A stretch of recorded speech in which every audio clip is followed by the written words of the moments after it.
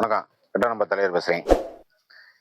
சிவகங்கை மாவட்டத்துல சக்தி சர்க்கரை ஆலை அப்படிங்கிற ஒரு ஆலை இருக்கு. எங்க ஊர் பக்கத்துல இருந்து ஒரு 10 கிலோமீட்டர்ல அந்த ஆலை இருக்கு.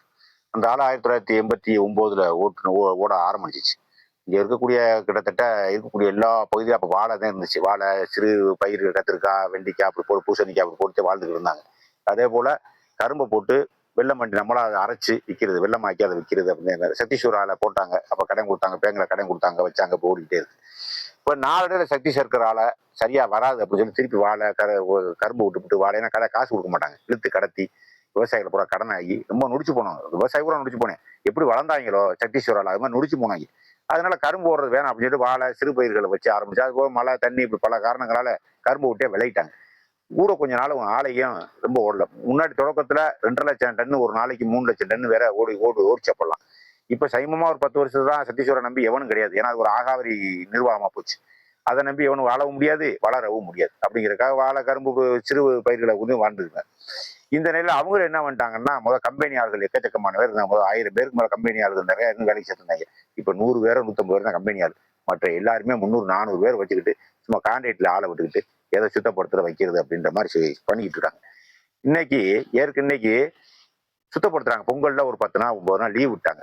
எல்லாருக்குமே லீவ் விட்ட உடனே ஆலையை சுத்தப்படுத்துறாங்க. கான்ட்ராக்ட் தான் விட்டுருக்காங்க எல்லாத்தையும். அந்த அரவு மிஷினை துடைக்கிறது, அந்த அதாவது எப்படின்னா ஆலையை அரைக்கக்கூடிய மிஷினை துடைக்கிறது, அங்கேருந்து வரக்கூடிய சாறு புளியக்கூடிய குவிண்டாலை துடைக்கிறது, எல்லாமே இந்த மாதிரி வேலைகளை பூரா பார்த்துக்கிட்டே இருக்காங்க. அவங்க பூரா கான்ட்ராக்ட் வேலை தான். கான்ட்ராக்ட்னா 290 300 சம்பளம். படு மோசம் யாருக்குமே கவசமெல்லாம் கொடுக்கறதே கிடையாது. யாருக்கு பாதுகாப்பு கவசம் கொடுக்கறது இல்லை, யாருக்கு மவுஸ் கொடுக்கறது இல்லை, காலுக்கு ஷூ கொடுக்கறது இல்லை, எதுவுமே கொடுக்கறது. ஏன்னா கான்ட்ராக்ட்ல விட்டாச்சுல, அதனால இவங்களுக்கு சௌரியப்படுத்திட்டு எல்லாம் விட்டாங்க. இன்னைக்கு இப்படி போய் இறங்குனதுல சிவகங்கை சேர்ந்த ஒரு ஆளு, இங்கே ஒரு கல்யாண சுந்தரங்கிற ஒரு ஆளு, பொன்னழுங்கிற ஒரு ஆளு இன்னைக்கு இறங்கியிருப்பாங்க விலைக்கு. முலாசை சுத்தப்படுத்துறதுக்காக முலாசை பகுதியில விஷவாயு இருக்கக்கூடிய பகுதியில இறங்கியிருப்பாங்க விலைக்கு. இறங்கணும் எந்த பாதுகாப்புமே இல்லை, சும்மா இறக்கி விட்டுறாங்க. சும்மா ஒரு கோழி குஞ்சு இறக்குற மாதிரி டெஸ்ட் பண்ணி பார்த்துருக்கேன். குரங்கு வந்து ஒரு குளத்தை ஆழம் பார்க்கறதா இருந்தா குட்டியை விட்டு ஆளை செக் பண்ணும்.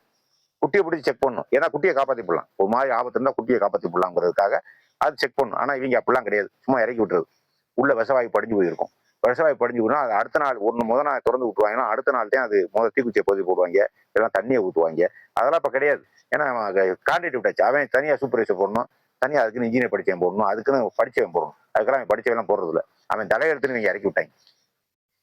2 செத்தே போனாங்க 2 பேருமே. ஒருத்தனுக்கு 2 பிள்ளை இருக்கு, ஒருத்தன் கல்யாணமே ஆகலை. கொஞ்சம் 23 24 வயசு பேர் செத்தே அவனை தூக்கிட்டு ஓடியாடுறாங்க போலீஸ் அங்கே இங்கே கேஸ்.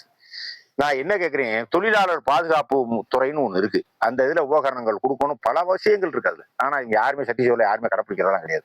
குந்தாங்கூரா மனுஷன் ஆடு மாடை சாச்ச மாதிரி செத்தா வந்தேன் வீடு போய் உன் தலையெழுத்து போகணும், தண்ணியை தொளிச்சு விட்டுவாங்க. அதை பார்த்துங்க. தண்ணியை தொளிச்சா விட்டே விட்டுவாங்க. எக்கச்சக்கமான வச்சுட்டு போனாங்க. வட இந்தியாக்காரங்களா ஒருத்த கை போச்சுங்கிறது, கால் போச்சு, அவன்கிட்ட காசை கொடுத்து வாயில 5 லட்சம் 4 லட்சம் கொடுத்து அமைச்சு போடுறது. இவங்க ஏன்னா வெளியே தெரிஞ்சா வேற ஆள் வேலைக்கு வர மாட்டேன் இருக்காது. அதனால சத்தீஸ்வர ஆலையா ரைடு பண்ணுங்க. முதல்ல கவர்மெண்ட் ரைடு. நீ என்னத்தான் ரைடு பண்ண போற?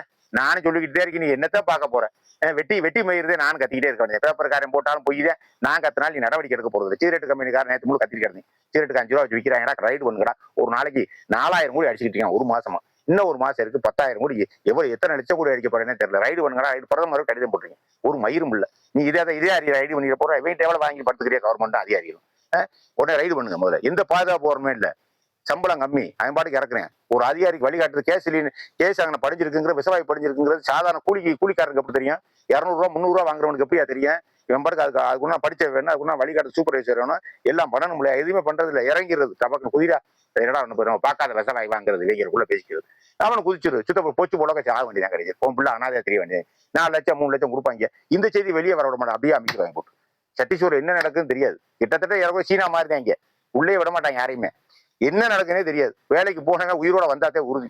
அப்படி ஓடிக்கிட்டு இருக்கு. ஆலை சிவகங்கை மாவட்ட ஆட்சியர் போய் ரைடு பண்ணியா முதல்ல செக்அப் பண்ணியா யார் என்னென்ன வேலைக்கு வச்சிருக்கா, என்னென்ன எது கான்ட்ராக்ட் விட்டுருக்கா, அந்த கான்ட்ராக்ட் விட்டு உருப்படியானாலா, அதுவும் அது உருப்படியான அதையும் செக் பண்றது.